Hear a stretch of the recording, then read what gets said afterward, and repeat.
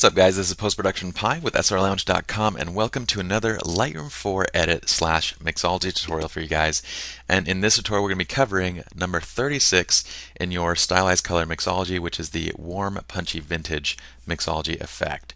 Now, let's talk about what this effect actually does. Before we get into kind of showing you guys which situation we need to use it, we're going to be covering how to create the recipe with your Mixology or with your Lightroom 4 Preset System to kind of help you guys learn it better. And we'll also go over how to create this effect with just the standard sliders so you guys can see exactly how it's done. Now, let's take a look at the before and after. So here is the before image and here's the after image. So let's take a quick moment just to analyze what this Mixology is actually doing.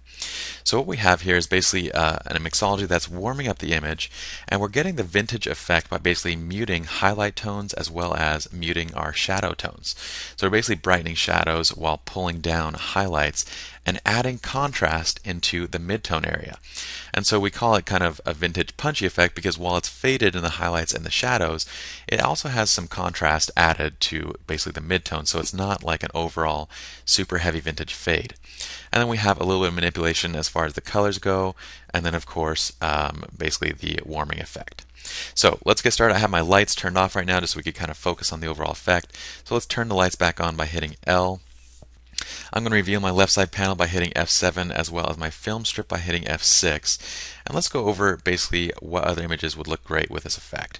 Now, I love vintage effects in general, but I do kind of warn against overusing them. But really anything that would look good with a vintage effect will look great with this warm and punchy vintage look.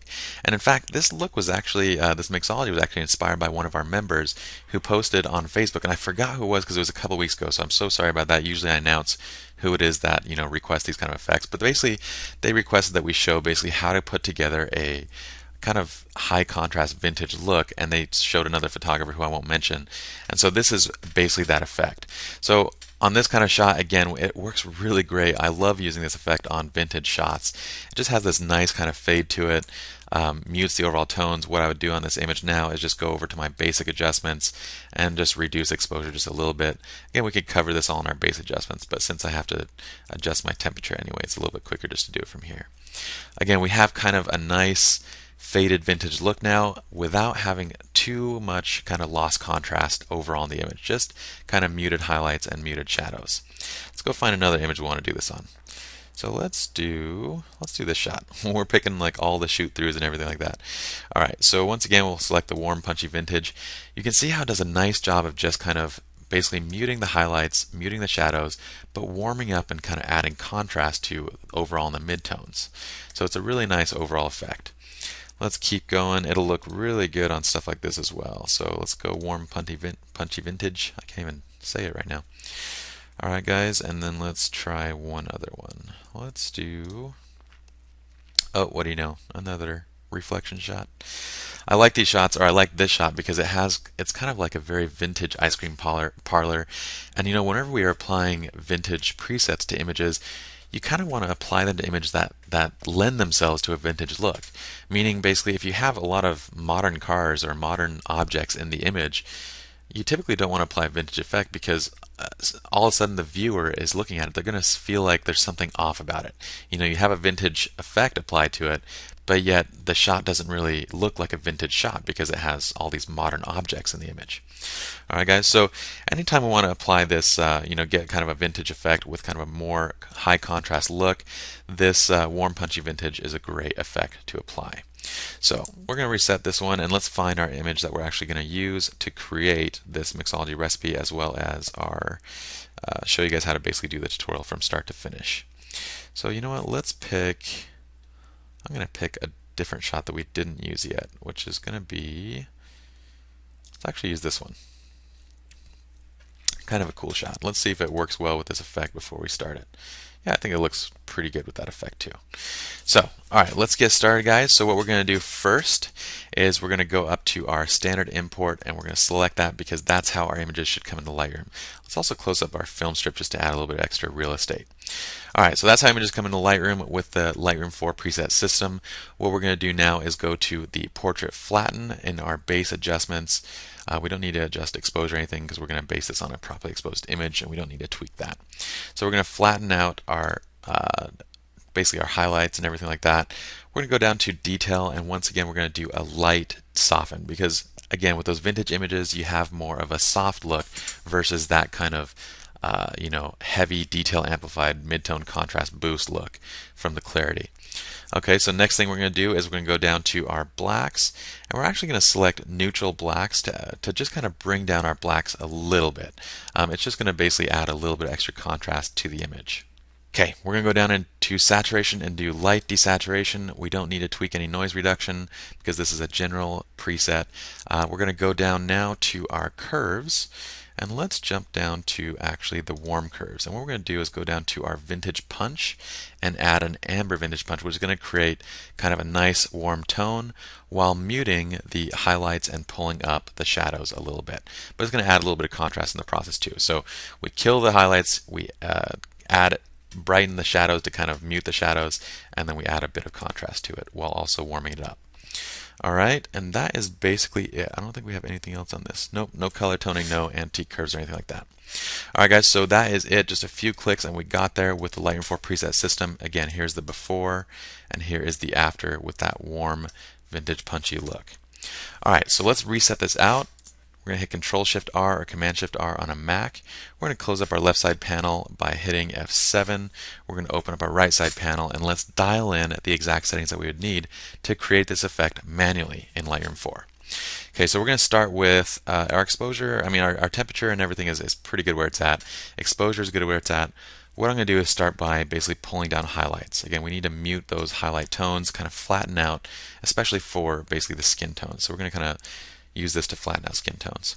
We're also going to pull down the whites by 30, and then we're going to leave blacks and shadows where it's at right now because it looks fine right there. Next, we're going to adjust clarity down to -10. We're going to pull vibrance up to +30, and then saturation down to -20 to give us that desaturated look, just a slight desaturated look. Alright, now this is going to be kind of the tricky part. We need to do a tone curve that's basically going to do the rest of what we want here. So what we got to do is start with our RGB curve, and this is exactly what our vintage punch tone curve is doing. What we're doing is basically pulling up the highlights, and this is basically the mid-tone highlights to highlight range, and then we're going to drop down in the shadows, but not in the blacks. In the blacks we're going to pull up just a bit. And we've tweaked the tone curve presets to be really nice adjustments in the Lightroom 4 preset system, so you don't have to like kind of mess around with this. And we're not going to get it quite exactly right because we worked a lot on those, but we're going to get it really close. We're also going to pull down the whites, and this is going to mute the white tones while kind of this S curve is basically going to boost mid-tone contrast, mute the white tones, lift up the black tones, and mute the black tones so that we have kind of flattened tones in our highlights and in our shadows. Alright, so next we're going to go to the red channel, and this is new to Lightroom 4 by the way, so we have our different RGB channels that we can actually adjust here. So what we're going to do is to add that warmth to the image, we need to add some reds to it. But we don't want to add too much, so what I'm going to do is actually add a slider up here on the highlight side and one on the shadow side, and then we're going to pull down the highlights just a bit while leaving the shadows a little bit higher. I'm also going to go down to greens, and we're going to just tweak the greens a bit by adding a little bit of green, because red plus green gives us kind of that yellow look. So that's how we get the amber look, is by adding the reds plus the greens. And then last thing we're going to do is pull down our blues just a tiny bit. So we're just going to pull out a little bit of blues. That might be a little bit too much. So let's add just a little bit back. And what we're going to do is basically tweak until you get the right adjustments. But basically that's how we would get it. Alright guys, so that's it with the tone curve. Now we're going to make some fine-tuning adjustments with our detail.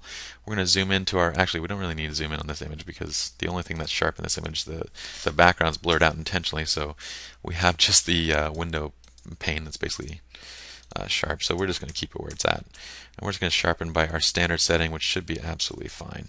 So we're going to put detail down to 10, masking up to 30, and then we'll leave noise reduction, everything else where it's at. We're going to go down to lens correction.